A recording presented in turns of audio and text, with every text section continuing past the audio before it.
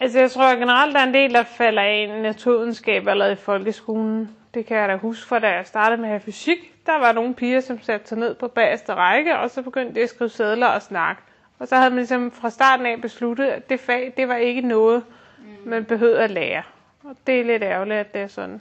Anne-Sophie Nielsen præsenterer sig gerne som nørd, for det opfatter hun som et positivt ord. Men da jeg spurgte hende, hvad hun mindst kan lide ved sit fag, så er det netop det nørdede image og alle dem, der lever op til det. Dem, der aldrig får løftet hovedet fra skærmen, og som konstant nørkler med at få computeren til at køre.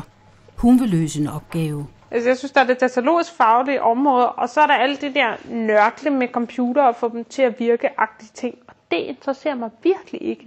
Og hvis der er nogen, der begynder at snakke om det, så bliver jeg meget hurtigt træt.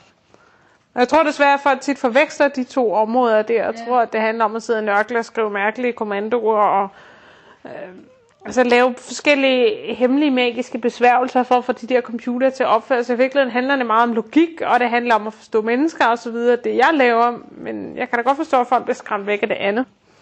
Hendes forklaring på, hvorfor naturvidenskab og teknologi fylder sig lidt i medierne, lyder således. Altså det er svært at formidle. Jeg tror ikke, der er ret mange, der kan det. Jeg tror også, der er mange journalister, der ikke tør, fordi hvor meget naturvidenskab lærer man under journalistuddannelsen ikke rigtig noget ved det. Forhåbentlig har det lidt statistikkurser, men det kan man godt blive i tvivl om. Men altså det er da naturligt, at når man skal formidle noget, man så tager noget, man synes, man ved noget om.